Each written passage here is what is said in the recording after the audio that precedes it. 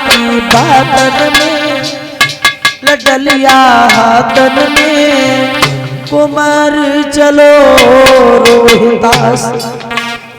देखा बाग में एक बहुत सुंदर फूल खिला है और विश्वामित्र ब्राह्मण उस फूल में सर्प बनकर के छुप गए। फूल एक खिला हुआ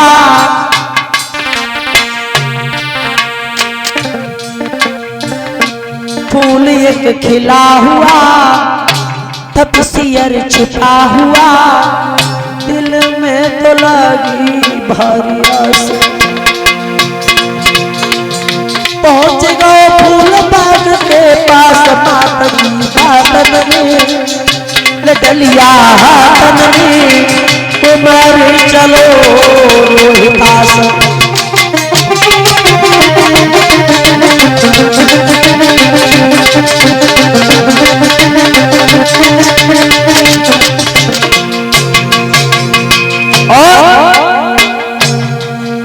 जब फूल तोड़ दे रोहित ने, हंस के हाथ बढ़ायो, विश्वामित्र ने सांप बन के उंगली में डस खायो।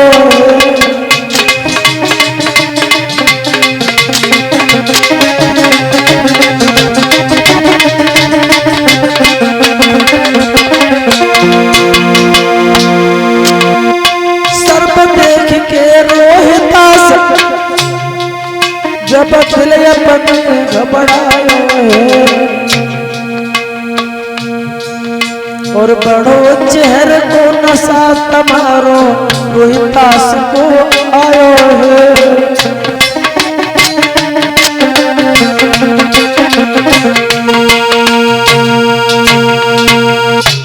विश्वामित्र ब्राह्मण को फिर पीछे उंगली में डस लिया।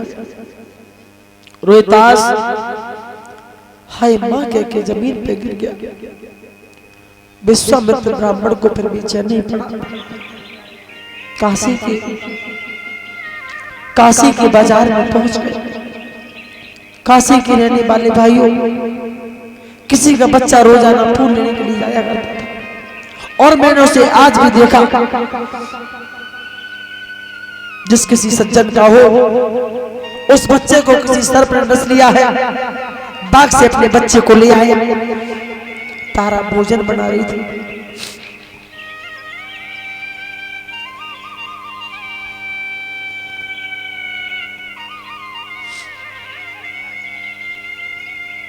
तारा ने जब ये सुना, तारा ने कहा मेरा ही बेटा गया है। ब्राह्मण के आगे पूछ गई, जवाब दिया ब्राह्मण ने, मेरा बेटा गया है, मैं बाग में चली जाऊं। ब्राह्मण ने कहा पहले भोजन बनाओ, उसके बाद जाना। जल्दी जल्दी भोजन बनाया और भोजन बनाने के बाद में माताओं जब पास में आई, बोली बाबा जी मैं अब चली जाऊं।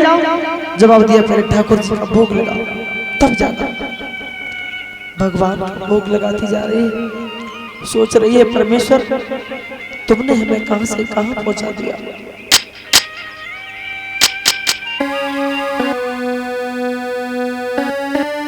पराधीन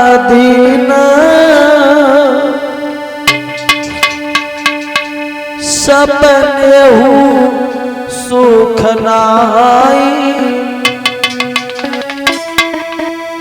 करी विचार देखो जगमाई।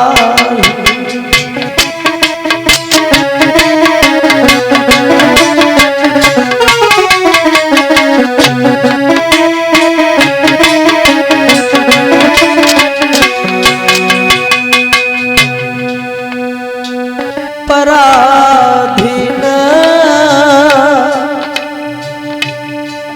सपने हूँ सुख नाई, करी विचार देखो जगमाई।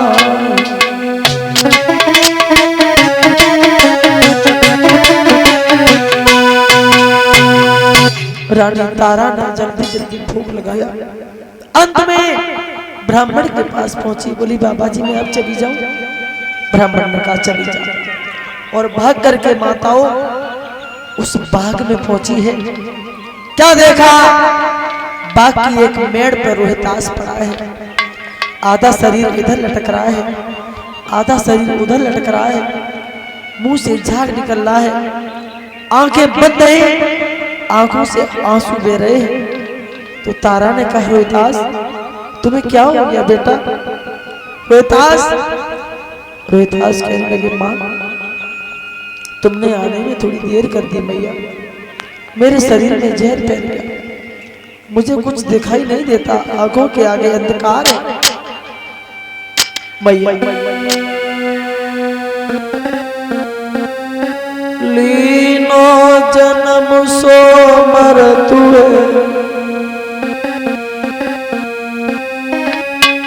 लीनो जन्म सो मरतु यो धीर दिल को दीजिए, एक बार पुचकार वही प्यार जननी कीजिए। माँ मेरे शरीर में जहर फैल गया, मुझसे ज्यादा बोला नहीं जा रहा है भैया। तो तारा कहने लगी बेटा रोहितास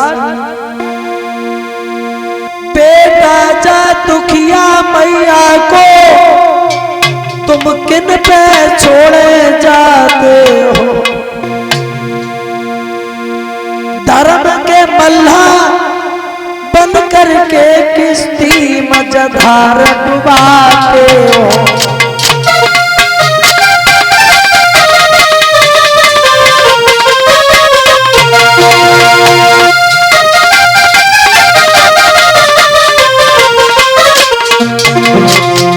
रोहितास कहने लगे माँ दुख सुख की मैया कहनी हो सो कहले, अरे एक बार पुचकार गोद में ले ले, मेरे मात धर्म को रखियो हर पल ध्यान, मात की गोदी में बेटा ने छोड़े अपने प्राण, मैया बिलखती रह गई गोदी से जको बेटा रन गोए, मैया सिसकती रह गई गोदी से जको बेटा रन गोए।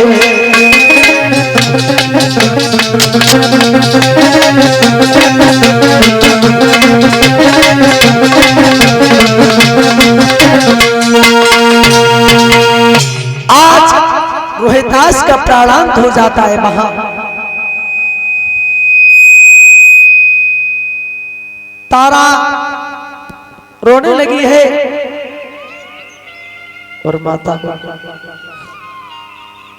जिसका जबान बेटा जाता है तो वो ही जानती है कि बच्चे को खोने का दुख क्या होता है। माँ बाप के आगे जबान बेटा या बेटी चली जाए इससे बड़ा दुख दुनिया में कोई नहीं है।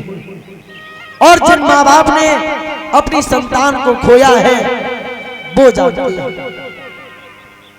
वो माता पिता जीते जी मर जाते हैं, जिंदा तो रहते हैं लेकिन जीने की आस नहीं रहती। और जिनके घर में घटना हुई है वो जानते हैं। माताओं, एक मालिन ने आकर के कहा तेरे जवान बच्चे की लाश है, जल्दी से ले जाकर के इसका अंतिम संस्कार कर दे। और मां के पास इतना भी नहीं था उस बच्चे को कफन ढूंढा देती माताओं। तो क्या किया तारा ने, जो साड़ी पहने थी उस साड़ी को ही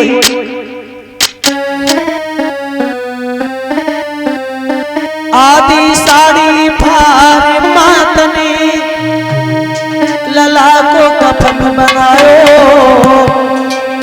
ले बेटा की लाश अगारी को जन कदम बढ़ायो।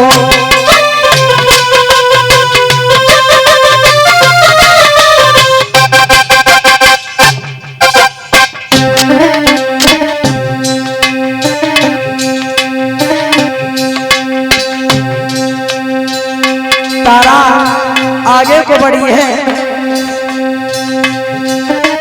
कऊ भज के चिता बनावे, कऊ लला को लेती उठाई।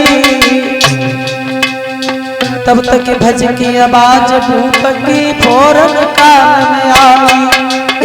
तब तक भज के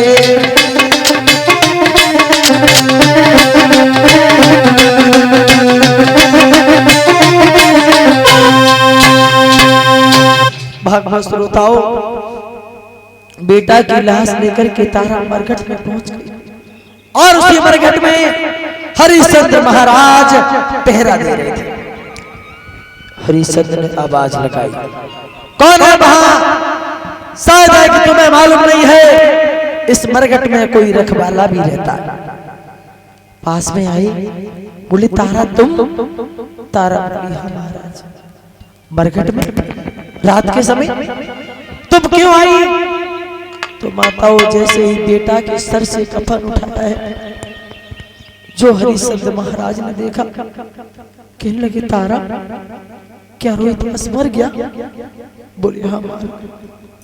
तारा इस बच्चे के पीछे मैंने वरुण से युद्ध किया, इस बच्चे के पीछे तारा में भिखारी बन गया, इस बच्चे के पीछे न जाने मुझसे लोगों ने क्या क्या ताने दिए। किसी ने बेईमान कहा, किसी ने कंजूस कहा, तो किसी ने मुझे झूठा करके बुलाया। तारा क्या मुझे यही दिन देखना था? तारा हमारा हरिश्चंद्र कहने लगे तारा इस मरघट में लाश तब जलेगी, मुझे कर्कटका चाहिए। तारा बोली महाराज क्या ये लड़का तुम्हारा नहीं है? बोले लड़का हमारा था, अब नहीं, क्योंकि तारा बोली महाराज सुन रखवाले मरघट के, मरघट के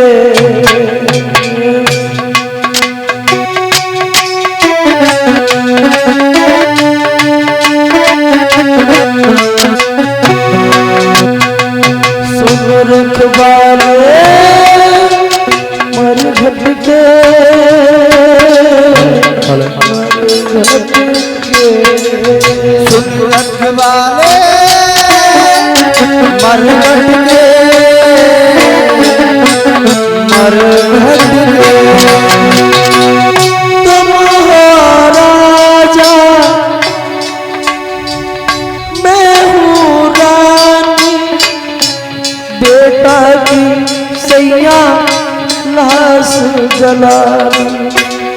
तुम राजा मैं हूँ रानी, बेटा की सैया लाश जलानी।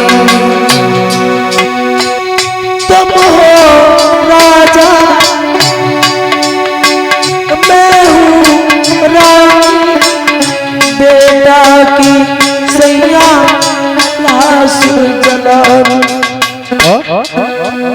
हरिश्चंद्र कहने लगे तारा नियम यही है मरघट का, पहले चुका दे कर्कट का, टका चुका ले आग लगा ले,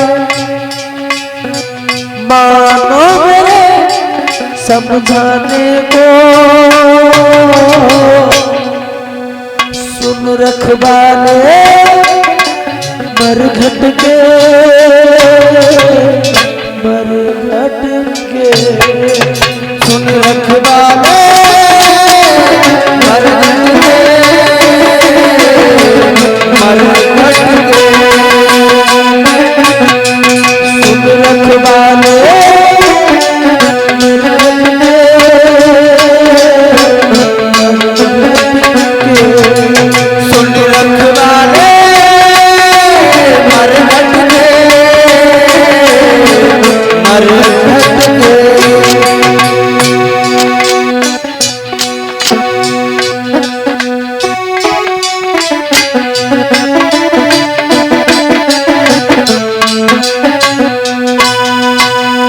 बार बार महारानी तारा ने ये कहा, महाराज मेरे पास कुछ नहीं,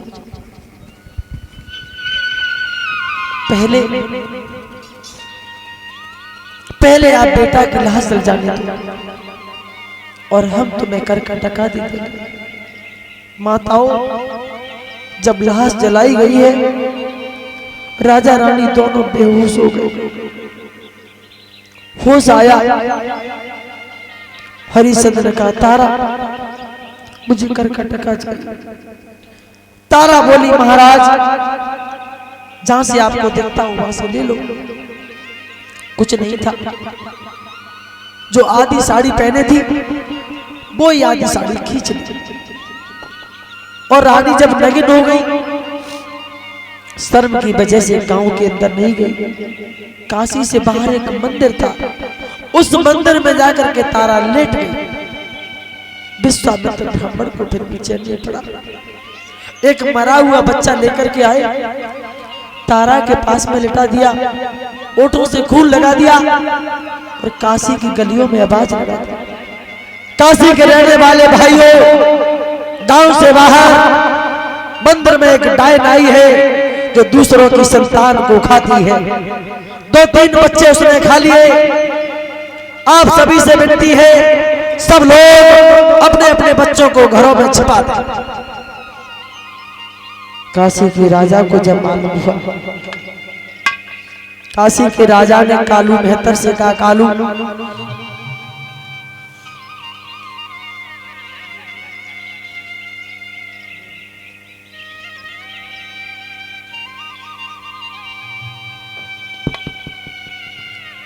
कालू तुम तलवार ले जाओ और तलवार ले जा करके उस डायन का वध करके आओ। कालू ने महाराज हरिश्चंद्र से कहा, हरिश्चंद्र तलवार लेके माताओं गए हैं और जहां तारा लेटी हुई है, तारा को जाकर के जगा दिया। तारा तुम अपने संतान के बहरे में तुम दूसरे की संतान को खाने लगी। तारा कहने लगी, महाराज आपको लगता है कि मैं ऐसा कर सकती हूँ?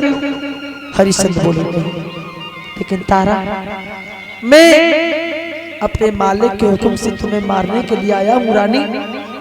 तारा बोली, महाराज मार दो, अब वैसे भी मुझे जीना नहीं है, तुम मुझे मार दोगे तो मैं बैकुंठ में चली जाऊंगा। और माताओं, जैसे ही तलवार मारना चाहा, विश्वामित्र ने पीछे से आके तलवार पकड़ ली। क्या कर रहे हो हरिश्चंद्र? क्यों मार रहे हो अपनी रानी को? हरिश्चंद्र कहने लगे, महाराज आप?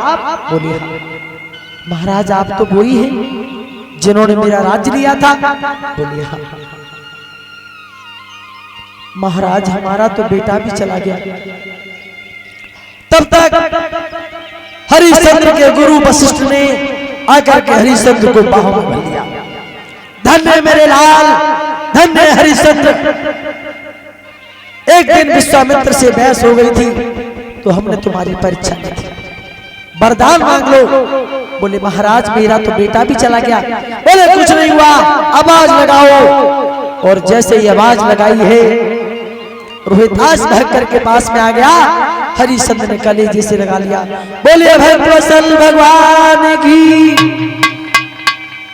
वरदान मांग लो, वरदान मांग लो। बोले, महाराज हमें कुछ नहीं चाहिए। नहीं, वरदान मांगो।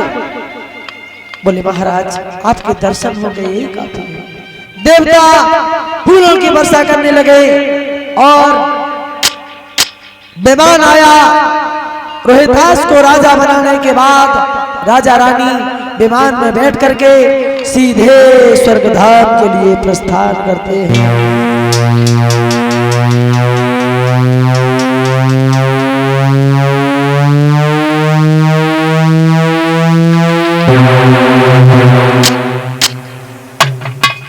इस कथा से केवल इतनी सीख मिलती है, चाहे दुख हो परिचय जी या सुख हो, लेकिन कभी इंसान को भगवान को भूलना नहीं चाहिए। और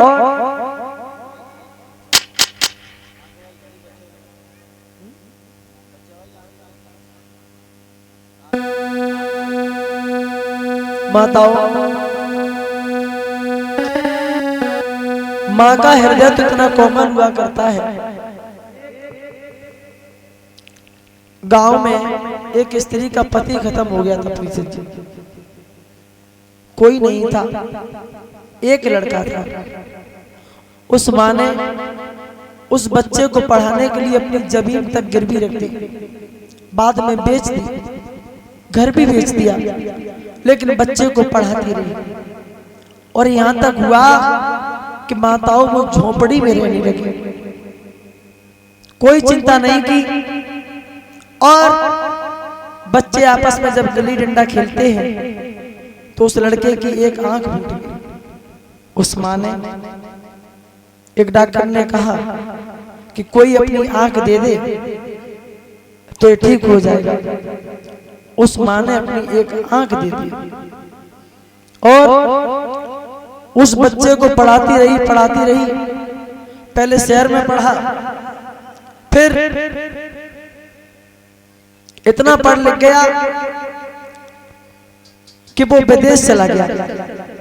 और जब माताओं विदेश चला गया, विदेश में जाकर के अपनी माँ को बिल्कुल भूल गया। सोचती थी कभी चिट्ठी आएगी मेरे बेटा की, कोई चिट्ठी नहीं आई। तो एक दिन उस माँ ने, जब कोई चिट्ठी नहीं आई तो अपनी तरफ से एक चिट्ठी लिखी और तबीयत खराब हो गई। सोच रही है मैं नहीं बच पाऊंगी, तो किसी से लिखवा लिया और एक बेटा, मैं तेरी माँ, मेरे लाल, तू तो पढ़ लिख के विदेश चला गया, लेकिन एक बात का ध्यान रखना, तू मुझे जरूर भूल गया, लेकिन तेरी जो सीधी आंख है ये मेरी है। तू बचपन में एक दिन खेल रहा था तो तेरी एक आंख फूट गई, मैंने अपनी एक आंख तुझे दे दी। मेरे लाल, मैं हमेशा एक आंख के रूप में तेरे साथ रहूंगा। तू भी दुनिया देख रहा है और तेरे साथ साथ तेरी माँ भी ये दुनिया देख रही है। अपनी सीधी वाली आंख का ध्यान रखना। और माताओं, एक दिन वो माँ मर गई। उस लड़के ने विदेश में ही शादी कर ली और वहीं रहने लगा। एक दिन पत्नी से झगड़ा हुआ, माँ की याद तो बिल्कुल भूल गया था। तो वो ऐसे ही आस्था चैनल पे एक भागवत चल रही थी, उस भागवत में माँ का प्रसंग चल रहा था। टीवी पे जो लाइव प्रसारण चल रहा था, उस लड़के ने देखा तो उसको माँ की याद आ गई।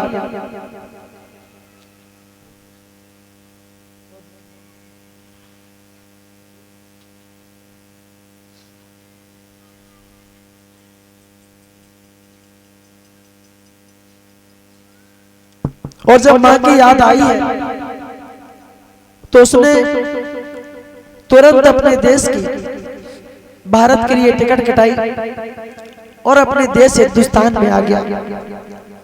जैसे ही वो घर पे आया है, गांव में गया, गांव के बुजुर्ग लोगों से उसने राम राम की, लेकिन भागवत श्रोताओं किसी ने उसकी राम राम नहीं दी। एक बुजुर्ग ने कहा, पापी तुझे तो कहीं मर जाना चाहिए, तेरी माँ तेरे विरह में रो रो करके मर गई।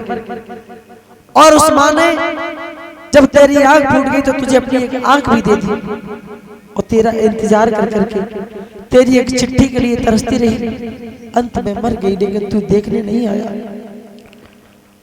बोला भैया जहां मेरी माँ की झोपड़ी थी वहां ले चलो। माँ की झोपड़ी में जब गया तो माता एक छोटा सा संदू का रखा था, थोड़े से कपड़े थे, उन कपड़ों में एक चिट्ठी रखी थी। उस चिट्ठी को जब खोल करके पढ़ा है, आज माँ तो नहीं थी, लेकिन माँ की जो बातें थी जो उसमें लिखी थी पढ़ करके बहुत रोया। और जगिए, किसी के माता पिता हो तो जब तक जिंदा रहते हैं तब तक लोग कदर नहीं करते, जब तक जिंदा रहते तब तक लोग कदर नहीं करते बड़े बूढ़ों। लेकिन जब वो इस दुनिया से चले जाते हैं तब आपको उनकी कमी महसूस होती है, तब आपको लगेगा जो खालीपन है वो खालीपन कभी भरता नहीं है। इसलिए माता पिता से बढ़कर के दुनिया में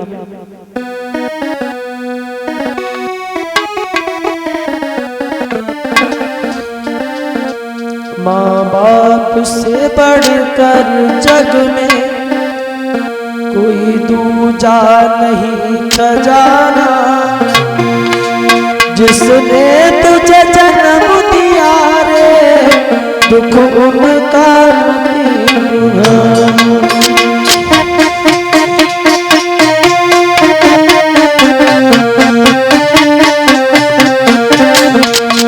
माँ बाप से बढ़कर जग में कोई दूजा नहीं खजाना, जिसने तुझे जन्म दिया रे दिल उनका नहीं दुखाना।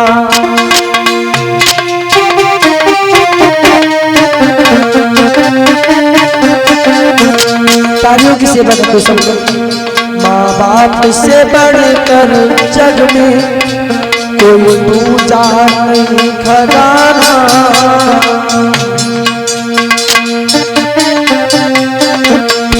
माँ बाप से बढ़कर जग में कोई दूजा नहीं खजाना, कोई दूजा सब बात जिसने तुझे जन्म दिया रे दिल उनका मती दुखाना, जिसने तुझे जन्म दिया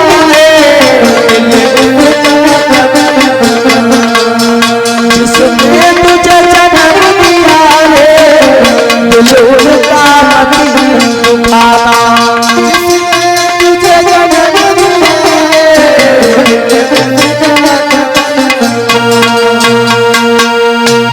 अब इससे आगे कल समझाएंगे आप लोगों को।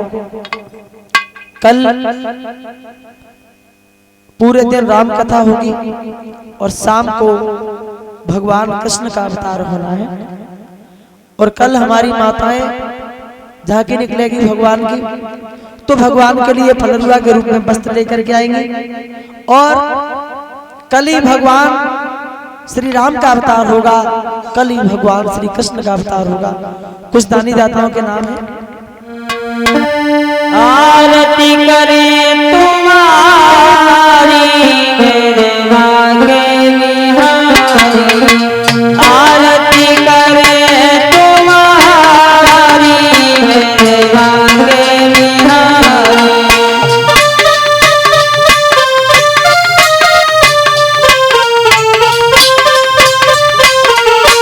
आरती करें तुम्हारी श्री माँ के बिहारी, बाके बिहारी श्री ब्रज के बिहारी, बाके बिहारी श्री ब्रज के बिहारी, बाके बिहारी श्री ब्रज के बिहारी, बाके बिहारी श्री ब्रज के बिहारी, आरती करे तुम्हारी मेरे बाके बिहारी,